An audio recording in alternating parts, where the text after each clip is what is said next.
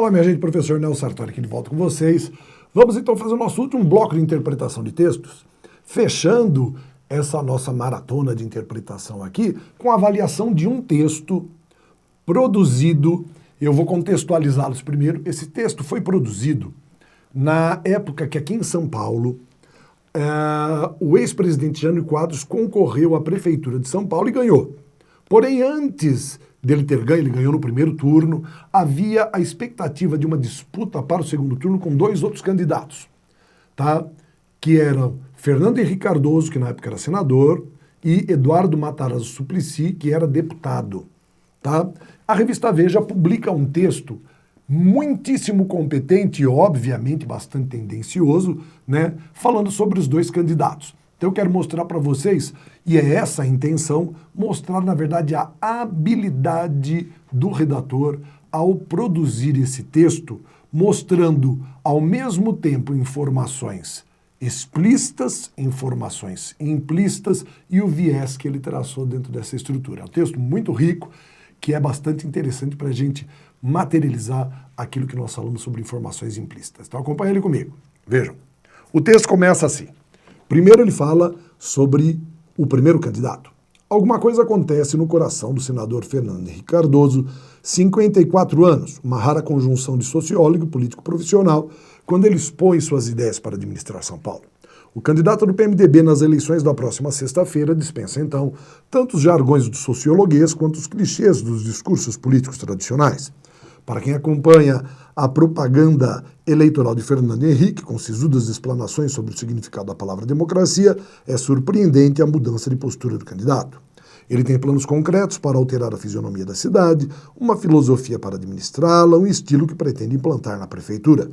Parte de suas ideias está exposta no livreto proposto a Fernando Henrique, de 96 páginas, que ele preparou para dar base à campanha eleitoral.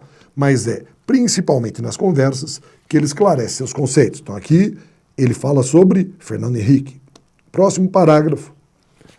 O deputado Eduardo Matarazzo Suplicy, 44 anos, candidato do Partido dos Trabalhadores à prefeitura, tem dificuldades programáticas para expor e defender suas ideias para a transformação de São Paulo. No PT, a democracia é não só um princípio, como meio e um fim em si. Com isso, antes que Suplicy liste algumas obras que considera viáveis para São Paulo, tem de submetê-las e discuti-la com os integrantes do comitê que orienta os passos da campanha petista. Mesmo depois de aprovadas e até com Suplicy eventualmente eleito, não é certo que essas obras sejam efetivadas. Antes será preciso que as comunidades dos locais escolhidos deem o seu aval para que os projetos sejam finalmente implantados. A população deve ser consultada obrigatoriamente, explica o candidato e professor de economia da Fundação Getúlio Vargas. Vamos voltar agora para o primeiro bloco. Eu quero que vocês percebam o seguinte. Se você observar bem, o texto imediatamente faz uma alusão bastante positiva a Fernando Henrique Cardoso e, em seguida, uma bem negativa sobre o candidato Eduardo Matarazzo Suplicy. Vamos, então, agora analisar o texto e ver como esses recursos foram construídos e o que realmente o nosso autor fez e preparou nisso tudo. Então ele começa com uma expressão extremamente carismática para todo paulistano, que é o início da música Sampa, de Caetano Veloso. Alguma coisa acontece no meu coração. Então ele joga essa frase de comoção como primeiro fator para associar a presença de Fernando Henrique à cidade de São Paulo. Segundo passo, a própria apresentação de coração já dá uma forte humanização à figura dele. Tá? Na sequência, ele usa a expressão senador, que, veja, comparada a deputado, imediatamente já estabelece um valor de maior competência a Fernando Henrique Cardoso. Ele continua esse trabalho quando ele fala sobre a idade, 54 anos do senador Fernando Henrique contra 44 anos na época do candidato, demonstrando uma clara comparação de experiência. Depois ele vai usar a palavra rara, conjunção. Então, a palavra rara, pelo seu próprio sentido, já traz um conceito de valor, de algo único. E depois uma rara conjunção de sociólogo e político profissional. Vejam, ser profissional dá a ele um valor maior, não é assim? Veja, ele diz isso quando ele expõe suas ideias para administrar São Paulo. Tá? Perceberam? Vamos dar uma olhadinha agora no outro candidato. O deputado Eduardo Matarazzo Suplicy, percebam que nada foi colocado como prévia. Já foi direto para ele, como deputado e com 44 anos. 2 fatores que o depreciam. Mas em seguida, o candidato do Partido dos Trabalhadores. Se você perceber, lá no texto anterior, ele simplesmente citou o PMDB, sem fazer alusão ao significado da sigla, tá? Já que a ideia era chamar a atenção da pessoa. Enquanto aqui, publicar dentro de uma revista elementos que associem a classe média, tipicamente leitora da Veja, com o trabalhador, com o Partido dos Trabalhadores, ou ainda, né, chamá-lo na sequência de campanha petista, são valores o quê? Que claramente nunca foram aceitos pela classe média, que não gosta de se associar a essa categoria de trabalhadores. Então, intencionalmente colocado esse texto, tá? Em seguida, e aí veio uma grande jogada, ele fala sobre as dificuldades do Eduardo Matarazzo Suplicy, só que vejam, dificuldades programáticas, o que nem sempre afeta para o significado para o leitor, mas ele chama atenção na ideia de expor e defender suas ideias para a transformação de São Paulo, fazendo aqui uma clara alusão a uma deficiência que o Eduardo Matarazzo Suplicy apresenta na sua fala, uma espécie de dislexia, paralisações, então tentando conduzir o leitor a uma suposta ideia de que alguém que não consegue se expressar bem não seria um bom candidato, tá? Mas vejam só o que ele diz agora ali do outro lado sobre o primeiro candidato, tá? Então é um político profissional, quando expõe suas ideias para administrar São Paulo. O candidato do PMDB nas eleições da próxima sexta-feira dispensa jargões de sociologuês, ou seja, ele dispensa aquilo que é negativo, quanto os clichês dos discursos dos políticos tradicionais. Lembre-se que ele não é um político tradicional, ele é profissional, então ele dispensa. Até aqui tudo positivo. Para quem acompanha a propaganda eleitoral do Fernando Henrique, com sisudas explanações sobre o significado da palavra democracia, vejam, então ele é bastante sisudo, sério, é surpreendente a mudança de postura do candidato. Veja como ele é sutil. É surpreendente a mudança de postura. Ele muda em quê? Muito simples. Olha, ele tem planos concretos para alterar a fisionomia da cidade, uma filosofia para administrá-la, um estilo que pretende implantar na prefeitura.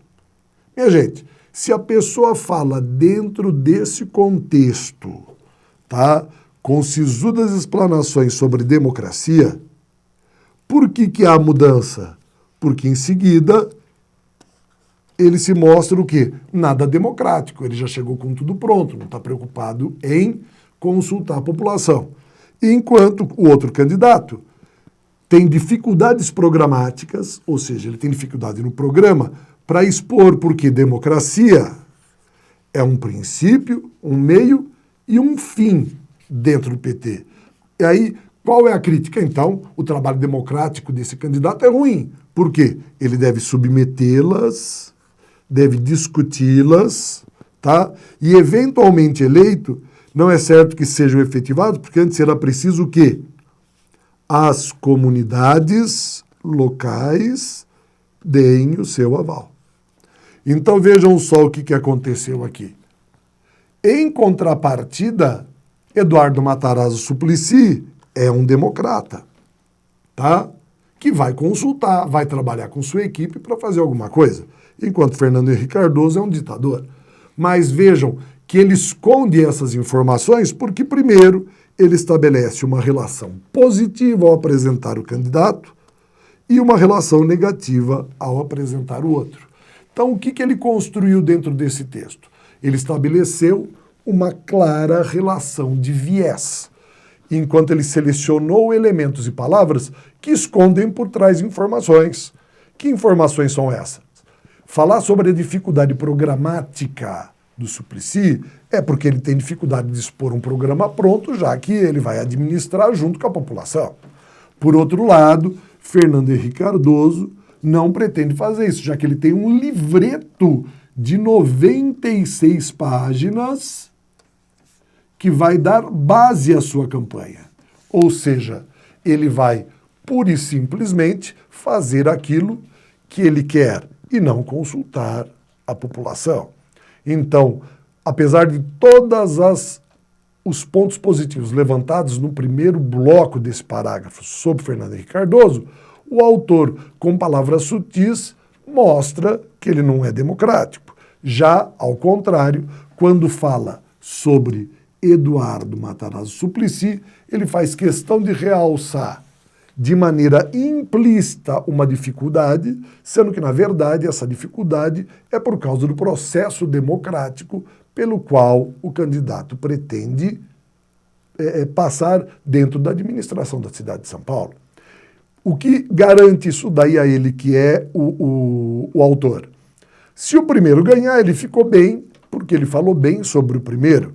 Se o segundo ganhar, a clareza ele vai poder explicar que é o quê? Não, ganhou, é um cara democrático, eu disse isso, né? Falou assim, a ideia de dizer que um é deputado e o outro é senador, que um tem 44 anos, então tem menos experiência do que o outro que tem 54 anos, é uma informação que cabe ao leitor se responsabilizar e não ao texto, tá? Vejam, ele fala sobre as dificuldades programáticas, e é o leitor que vai subentender que são as dificuldades no discurso desse candidato. Então, aqui nós temos o quê? Um ótimo exemplo do que é um texto construído com viés. Tá? É um texto tendencioso e que esconde informações e, ao mesmo tempo, protege o autor contra qualquer tipo de problema na eventualidade de um desses dois candidatos, conseguirem ir para o segundo turno, se tornarem prefeitos e eventualmente o quê? Estaria, caso ele não fizesse uma boa campanha, em conflito com o candidato vencedor. Então, são estratégias textuais, produto da competência da produção do autor e fato que nós, leitores, temos de conhecer, porque essas ferramentas utilizadas por ele para produzir a tendência de um texto deve ser o quê? Utilizada por nós também para que a gente possa o quê? Desvendar tudo aquilo que foi falado. Tá certo, minha gente? Grande abraço a todos e até a nossa próxima aula.